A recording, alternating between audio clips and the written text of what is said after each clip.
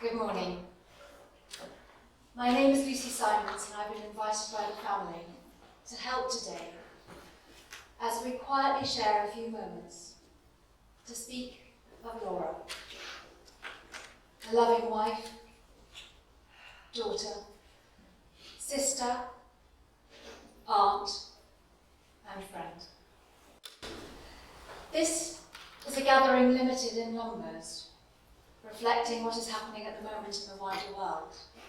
But these moments right here, right now, will be no less meaningful. It is with sadness that I acknowledge that not everybody who could wish to can join us this morning in this beautiful place. Laura's family felt this natural woodland reflected her character, her love for life, and we hope being gathered here in such a peaceful setting will help to provide moments of comfort as we listen to family and friends who share their memories of Laura. I am sure that those of us who are able to be here together will help to make this morning a very special celebration of the life of Laura. Laura was the second child of Tony and Jane, little sister to Heather by 22 months, their Halloween baby, their little white witch. She would have officially celebrated her 35th birthday in 2 months. Laura was officially the little sister, so Heather was very protective. But as Laura was significantly louder and more outgoing, it was sometimes assumed that she was older.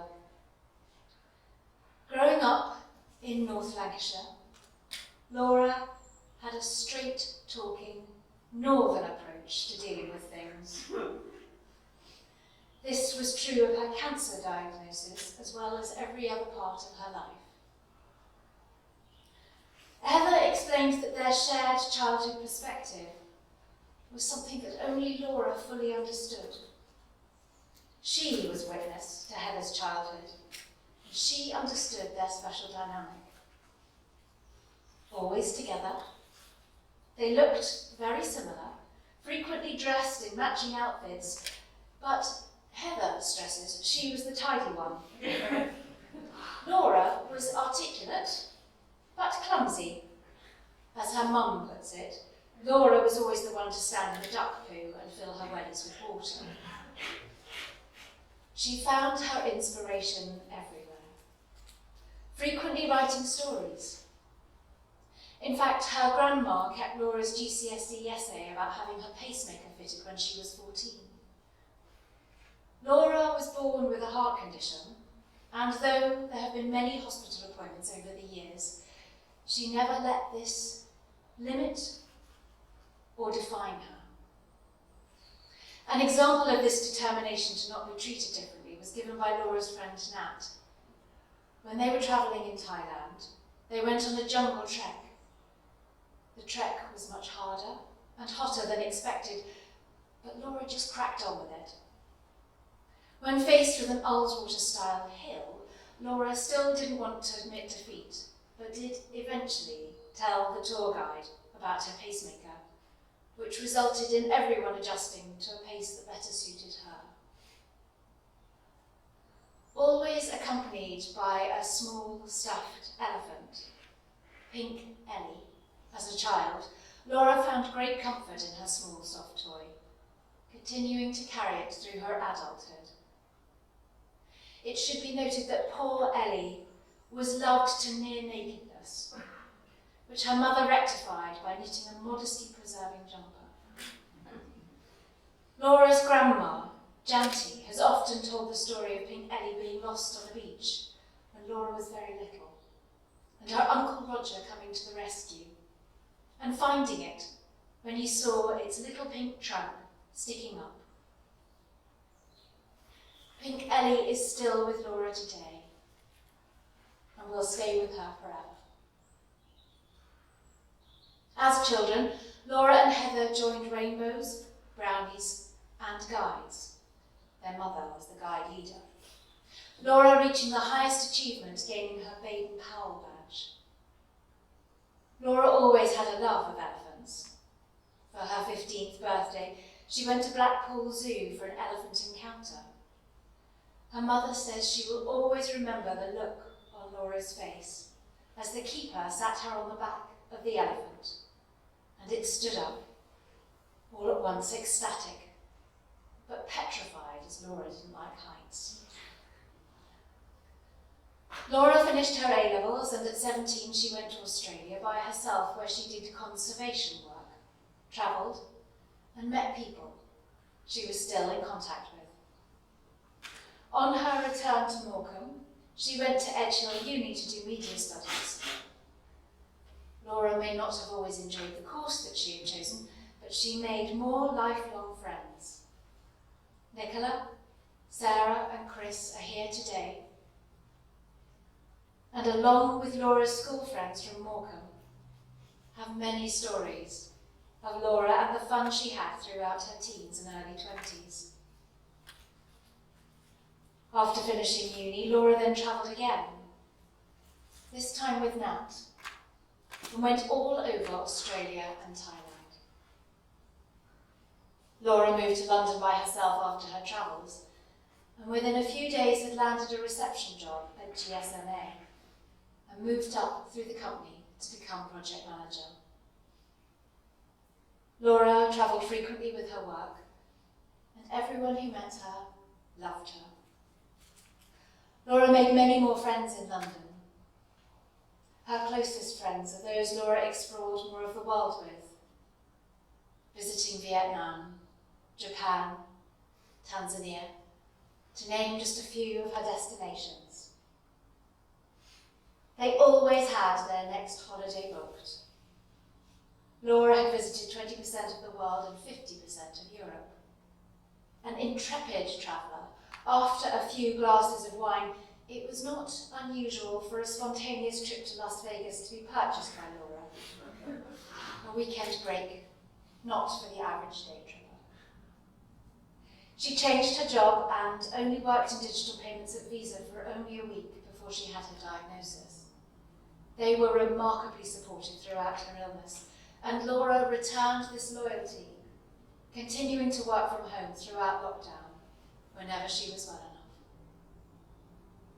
In February 2016, on a rainy Tuesday, at the Folly Bar in London, she met David, who talked at her as they drank their body weight in red wine. Laura described their meeting as the moment when I found the person I was meant to be with, but hadn't even realised I was looking for, and described David as someone who has facts and is always right. On December the 14th, 2017, David and Laura were told her breast cancer had become secondary breast cancer, spreading to her bones and her liver, just 3 months after her primary diagnosis, following her first scan. David proposed at the very northern tip of Norway, in Svalbard, one of the world's most uninhabited places, off the north coast of Norway, which has the most beautiful place Laura said she had ever been to. They went on a boat trip on David's birthday. Laura said she was too cold to cry.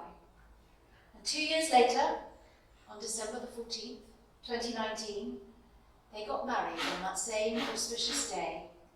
Not for any romantic reasons, quipped Laura in her wedding speech. And why shouldn't a woman have a voice, she said, but because it was cheap. By all accounts, it was the most amazing wedding day, filled with llamas and donkeys, as any wedding should be. Laura doted on David. It took her so much time to finally meet the right person. He was the centre of her world, and one of her greatest regrets was that she hadn't had the chance to do all the things she wanted to do with him. Laura's breast cancer diagnosis was a massive shock, especially so soon after starting her life, moving in with David in Teddington. Laura vowed to fight, and spent the last 3 years receiving treatment, exhausting and time-consuming. But Laura still went out of her way to meet fellow cancer sufferers, spreading hope through her community of people in the same situation. She organised a 20-mile walk in the Lake District with 60 friends and family last year, called Saunter for Secondaries, and managed to raise £16,000 from Make Seconds Count for secondary breast cancer sufferers, who declared her a charity champion. She did all that she could to raise awareness for this underfunded research, travelling up to Edinburgh, visiting the labs, and being an expert guest on a podcast. In typical glass half full form, Laura herself quoted on her inspirational Instagram feed, "Your hardest times often lead to the greatest moments." She went on to explain, 2 years living with the shit show, which is secondary breast cancer. In those 2 years, I watched my best friends have beautiful children, seeing my bestie nephew grow into an intelligent, cheeky, gorgeous 2-year-old.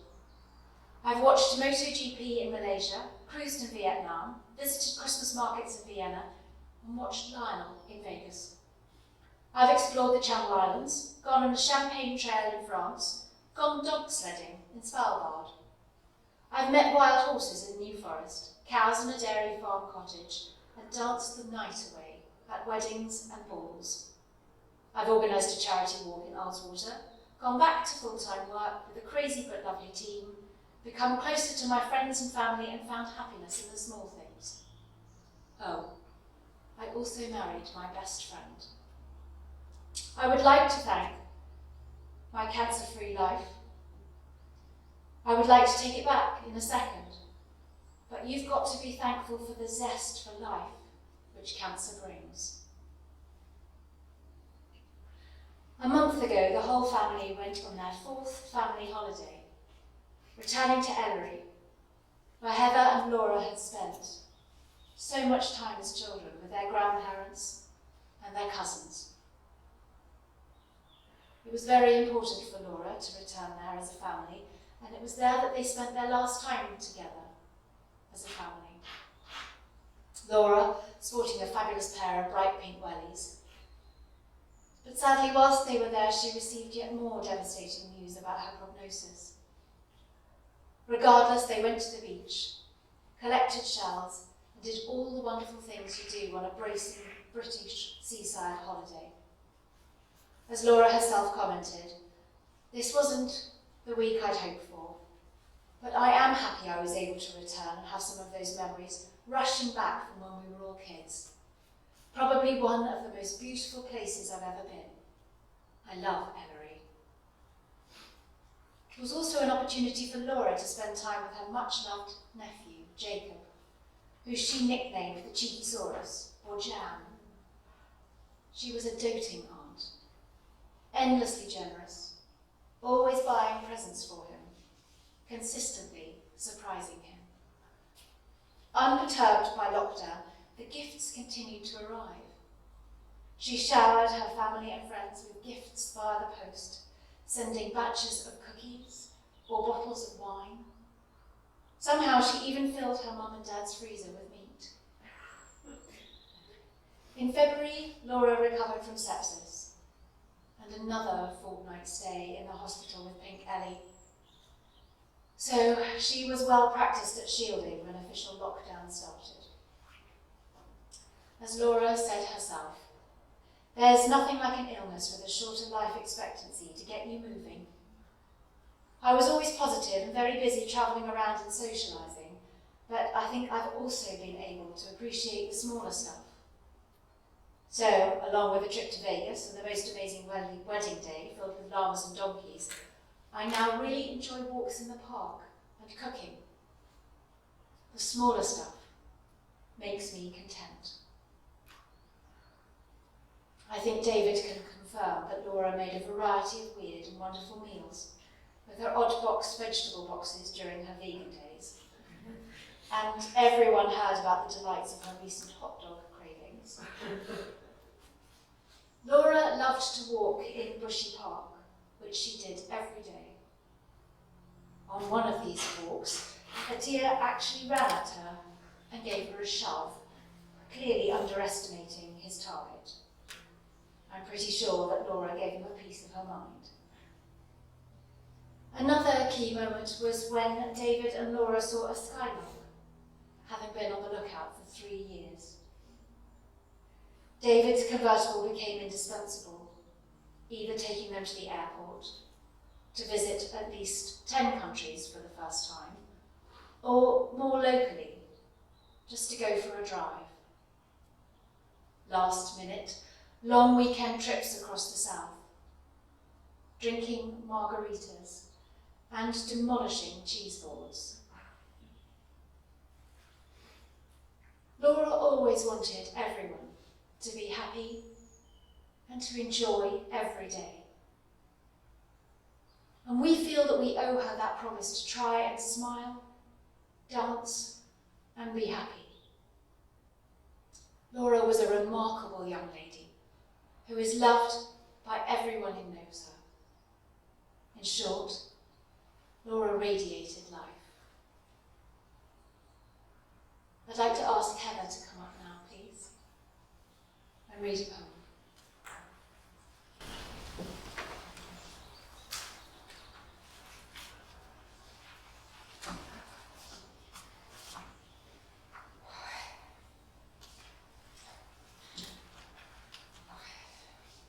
Last time I talked at a funeral, which was in my granddad's eulogy.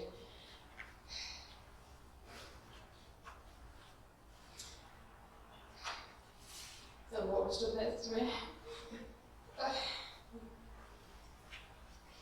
And she finished all the lines I couldn't read. So here goes solo. She is gone.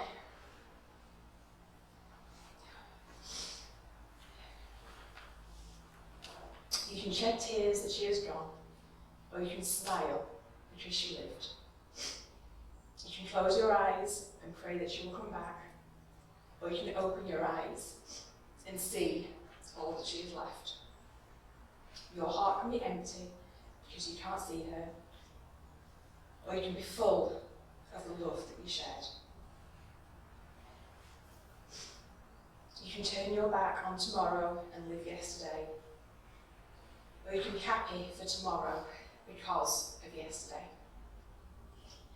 You can remember her and only that she is gone, or you can cherish her memory and let it live on. You can cry and close your mind, be empty and turn your back, or you can do what you would want. Smile, open your eyes, love, and go on.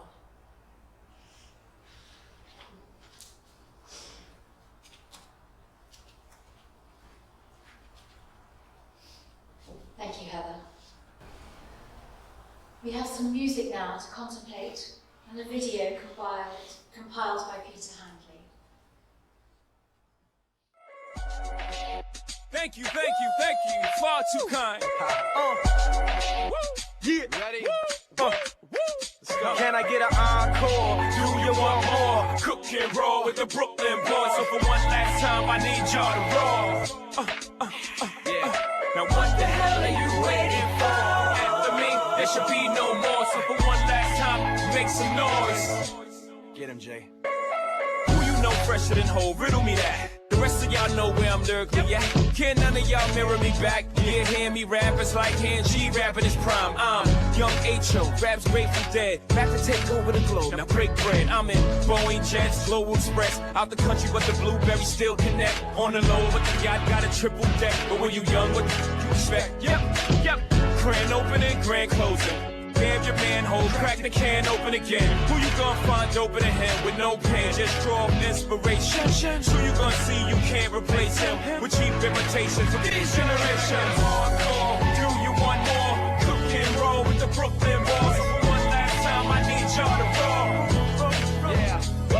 Now what the hell are you waiting for? After me,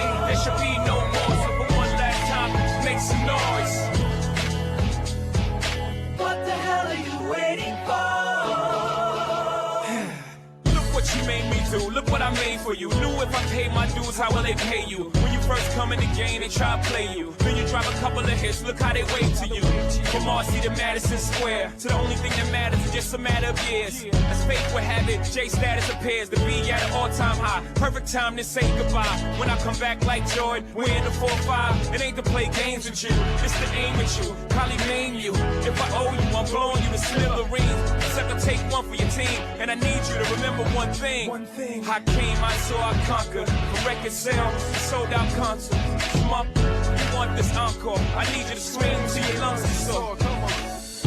Tired of being what you want me to be, feeling so faithless, lost under the surface. Don't know what you're expecting of me, but under the pressure of walking in your shoes, every step that I take is another mistake to you. And every second I waste is more than I can take. I've become so numb, I can't feel you there. Become so tired, so much more aware. I'm becoming this. All I want to do is be more like me and be less like you. I've become so numb. Can I get an encore? Do you want more? I've become so numb. So for one last time, I need y'all to roll. One last time, I need y'all to roll.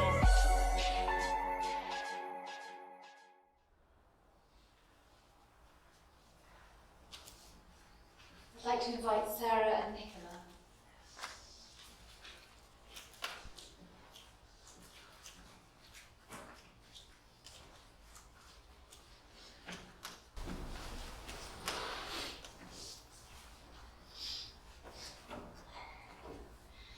Laura and I met as fresh-faced teenagers on our first day at Chill Uni, where we stayed in the cheapest halls on campus.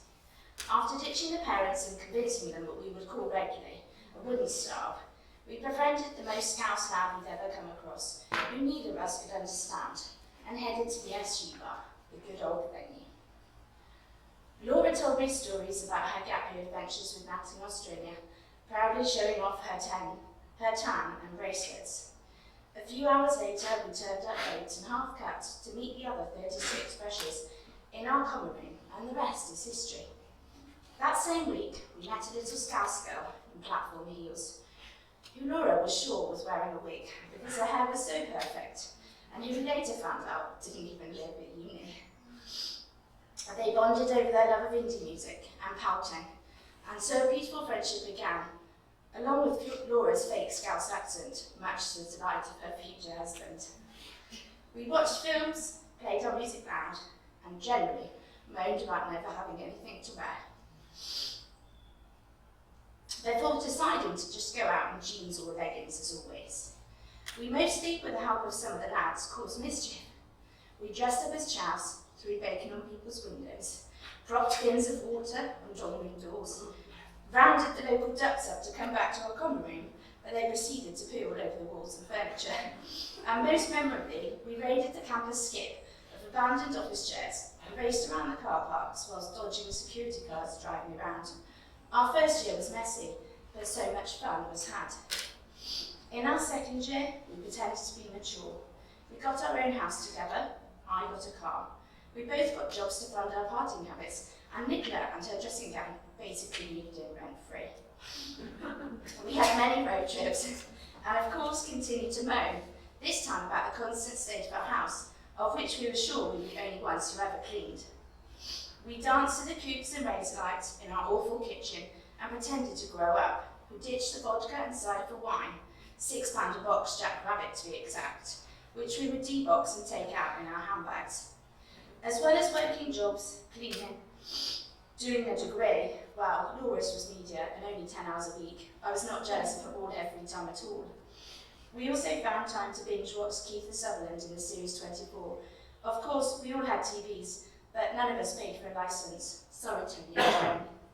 So there was many a DVD to watch. In our third year,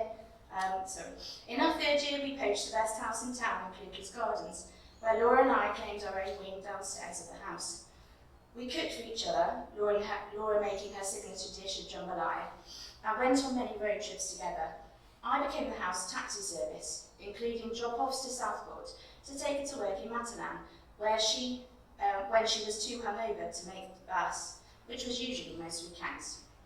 We hosted many a sports social in our kitchen, and Laura was not officially part of either the hockey or pool team, but became an honorary member, of course. We watched Shipwrecked and High School the Musical obsessively, and generally terrorised our neighbours. When it came to graduation, we made a pact that we would stay and work the summer, so we didn't have to leave. But growing up was inevitable, and our last days at uni had come to a reluctant end.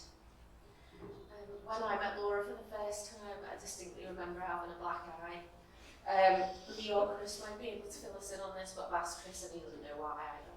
And she had one of her baseball caps on, which we all thought was hilarious. Laura's accent was a lot stronger back then, and I'd never met anyone from Morecambe before, so this was a real treat for me. The thing that stood out most, however, was how friendly Laura was, and from that day on, she made me feel so welcome. When I decided to move to London, Laura bent over backwards for me. She got me a room in her flat in the lovely Falcon Road, and she taught me up to a housemate in Cad. And when I arrived, there was a lovely hamper waiting for me and a card, and she made me feel right at home.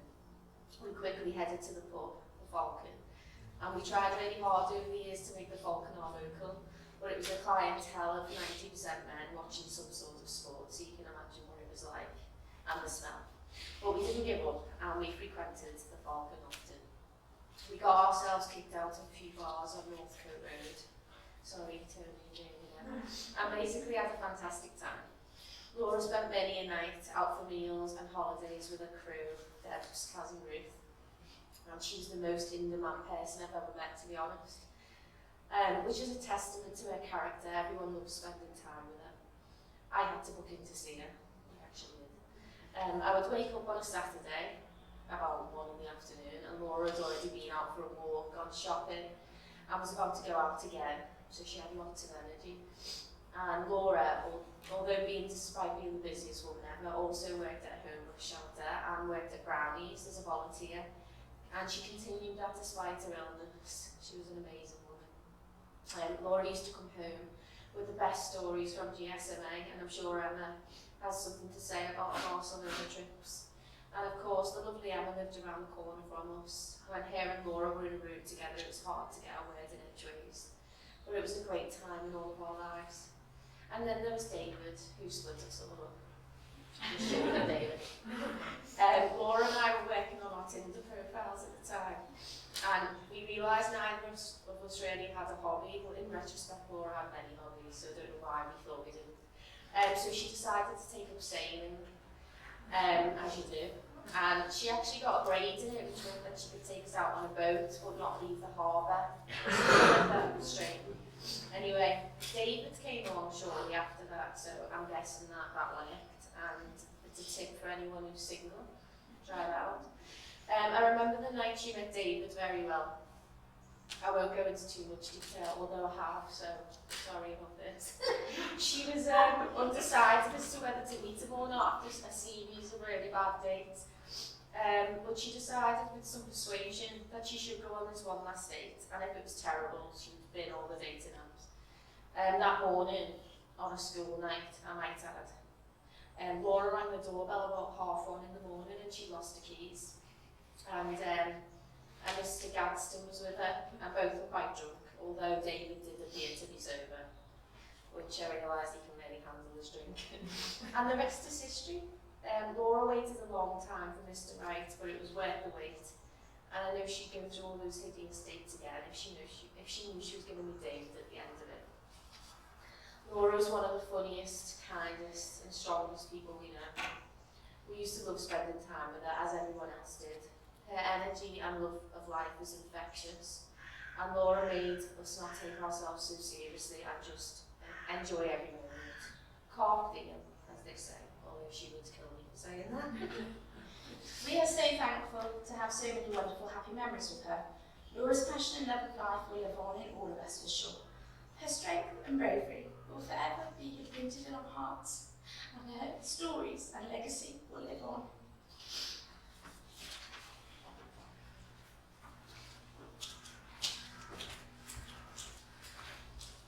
Well done, thank you for that. Natalie would like to come and read a poem.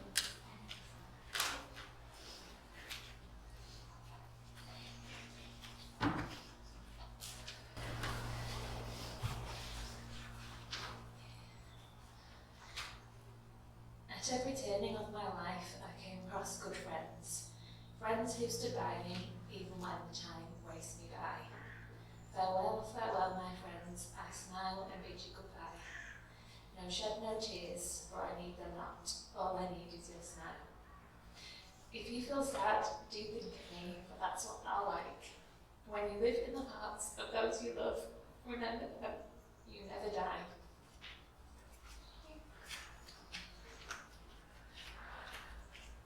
Thank you, Natalie. Colleen?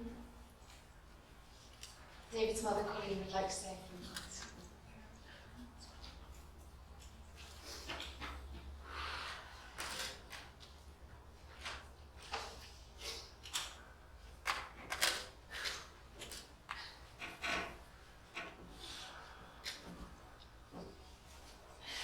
Let's hope it's not a shopping list.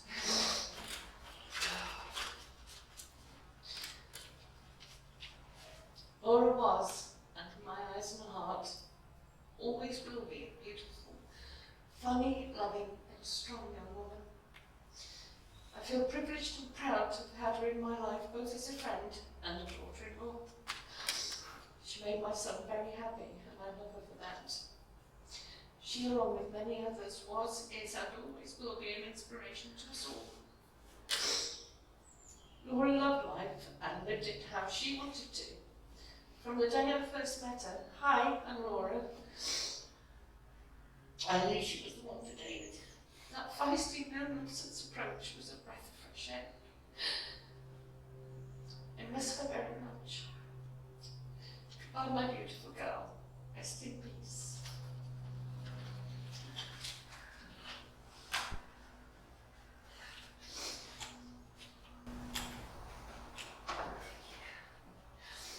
Thank you, Colleen. We now move to the committal. I'm sure that everyone who knew Laura will no doubt miss her immensely and wish to join me in commending David on his amazing strength and grace and ability to pay tribute to Laura so beautifully through the music, images and the organisation of the words of tribute for you all today. Thank you, David. As Laura herself quoted, "When life gives you 100 reasons to break down and cry, show life that you have 1,000,000 reasons to smile and laugh. Stay strong." David and you, Laura's family and friends, have done just that for Laura today, finding laughter and joy even now. So please join me as we have a few moments of thought for Laura, listening to more music specially selected to be played this morning. We'll let the music play so that you can reflect on your own thoughts for a minute or two, and then Nick and Jackie will lead us through the open glass doors so we can file past Laura for a final time and walk into the woodland. Laura, may you rest in peace.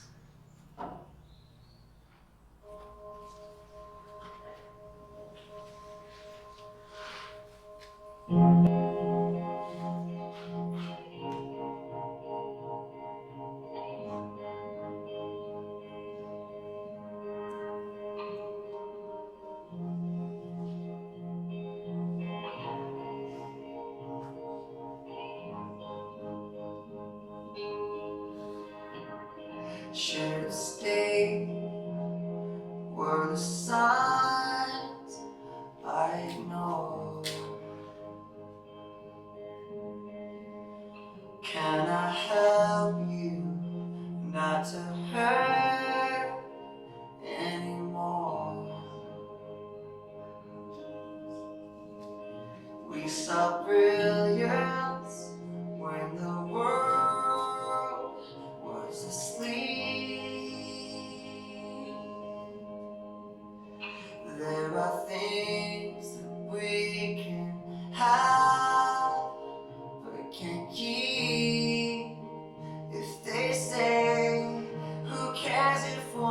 light goes out.